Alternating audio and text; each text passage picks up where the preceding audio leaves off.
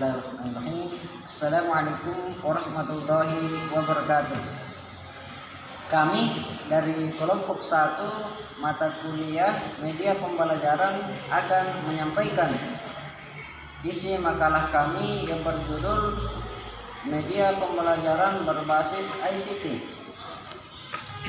Yang pertama adalah pengertian media pembelajaran berbasis ICT. Adapun media berasal dari bahasa Latin, yakni medium, yang berarti perantara, baik kepada penerima pesan ataupun pengirim pesan. Adapun ICT adalah ilmu communication dan teknologi yang memanfaatkan alat teknologi pada zaman sekarang. Terima kasih. Baiklah, saya Andiat Nandayar akan melanjutkan materi dari Alif Persikawan, yaitu pengembangan media pembelajaran berbasis ICT, yaitu prinsip-prinsip dalam pemilihan media pembelajaran yang memungkinkan terjadinya proses pembelajaran yang konstruktif, antara lain: 1. Kesesuaian media dengan tujuan pembelajaran. 2. Kesesuaian media dengan lingkungan belajar. 3. Kesesuaian media dengan karakteristik pembelajaran. 4. Kemudahan dan keterlaksanaan pemanfaatan media. 5. Keefisiensi media dalam kaitannya dengan waktu, tenaga, dan biaya. 6. Keamanan bagi pembelajaran. 7. Kemampuan media dalam mengaktifkan siswa. Hai, saya Andi Tenriaben yang akan melanjutkan pembahasan dari materi kelompok saya. Yang akan saya jelaskan di sini adalah faktor-faktor yang mempengaruhi pemanfaatan ICT di sekolah dasar. Faktor-faktor yang mempengaruhi dalam pemanfaatan ICT di sekolah dasar. Penerapan pembelajaran berbasis ICT ini merupakan kegiatan yang mencakup semua komponen di sekolah, baik itu dari sekolah maupun dari individu setiap siswa. Tercapainya tujuan pembelajaran berbasis ICT ini memerlukan kerjasama antara semua komponen sekolah. Adapun beberapa faktor penting yang mempengaruhi pembelajaran berbasis ICT di sekolah dasar, yaitu 1. Kemampuan sekolah. Salah satu unsur yang menyebabkan ICT digunakan secara maksimal adalah dengan adanya fasilitas komputer yang memadai. Kedua, kemampuan sumber daya manusia atau SDM. Kunci utama agar pemanfaatan ICT berjalan maksimal adalah guru. Untuk itu, diperlukan guru yang profesional, sedangkan dalam kenyataannya tidak semua guru yang program sarjana adalah tenaga pendidik yang profesional dalam menggunakan peralatan seperti komputer. Hal ini juga akan menjadi hambatan yang cukup serius, mengingat yang menjadi kunci utamanya adalah guru dalam pemanfaatan ICT. Ketika guru-guru yang ada sudah tidak mampu, maka pemanfaatan ICT ini hanya akan menjadi wacana yang terus berkembang dan hanya mengembang tanpa adanya perwujudan dalam kenyataan. 3. Lingkungan sosial. Perkembangan dan proses belajar seseorang tidak dapat terjadi tanpa kehadiran pengaruh lingkungan masyarakat. Begitu juga dengan pemanfaatan ICT tidak akan maksimal tanpa didukung oleh lingkungan. Selanjutnya, pemanfaatan TIK dalam pembelajaran. Menurut pemanfaatannya, TIK dalam pendidikan dapat dikategorikan menjadi 4 kelompok manfaat. 1. TIK sebagai gudang ilmu pengetahuan. Kedua, TIK sebagai alat bantu pembelajaran. 3.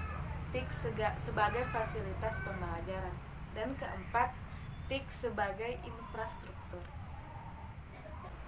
Berangkat dari optimalisasi pemanfaatan TIK untuk pembelajaran tersebut, kita berharap Hal ini akan memberi sumbangsi besar dalam peningkatan kualitas sumber daya manusia Indonesia yang cerdas dan kompetitif melalui pembangunan masyarakat berpengetahuan.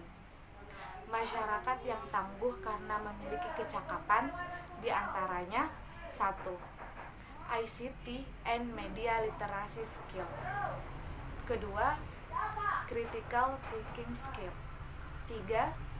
Problem Solving Skill.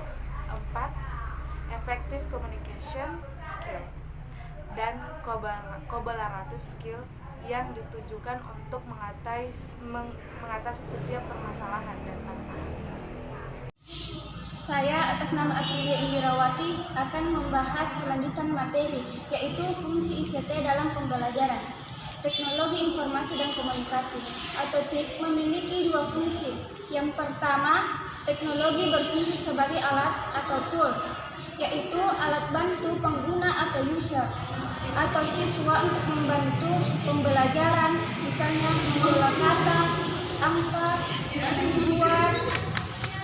membuat unsur grafis, membuat database, dan membuat program administrasi untuk siswa. Yang kedua, teknologi berfungsi sebagai ilmu pengetahuan atau sains. Dalam hal ini, teknologi sebagai bagian dari disiplin ilmu yang harus dikuasai oleh siswa.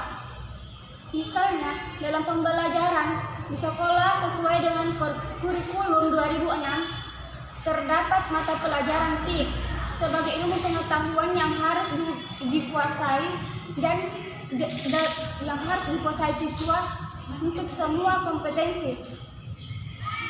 Baik, saya Husnul Halimah akan melanjutkan pembahasan dan materi, yaitu kelebihan media pembelajaran berbasis ICT. Yang pertama, inovasi dalam pembelajaran semakin berkembang dengan adanya inovasi e-learning yang semakin memudahkan proses pendidikan. Yang kedua, membiasakan mahasiswa dalam menggunakan ICT sebagai media belajar, memberikan empowerment kemampuan personal pembelajar secara mandiri. Yang ketiga, belajar untuk tanpa dibatasi ruang dan waktu.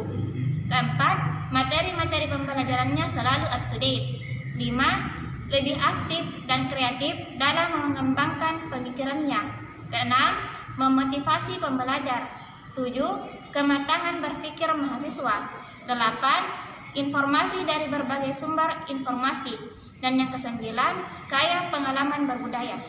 Saya Astri Ipo akan melanjutkan pembahasan materi, yaitu kelemahan media pembelajaran berbasis ICT. Yang pertama, kemajuan ICT juga akan semakin mempermudah terjadinya pelanggaran terhadap kekayaan intelektual. Yang kedua, walaupun sistem administrasi suatu lembaga pendidikan bagaikan sebuah sistem tanpa celah, akan tetapi jika terjadi suatu kecerobohan dalam menjalankan sistem tersebut akan berakibat fatal. Yang ketiga, penerapannya membutuhkan biaya yang relatif besar. Yang keempat, rentan terhadap penyalahgunaan fungsi. Yang kelima, guru dalam penerapan ICT dituntut memiliki keahlian tinggi. Yang keenam, sulit diterapkan di sekolah yang kurang maju yang pada umumnya terdapat di pedesaan. Materi dari kelompok 1 saya akhiri dengan ucapan suci, wallahul muwaffiq ila aqwamit thoriq. Assalamualaikum warahmatullahi wabarakatuh.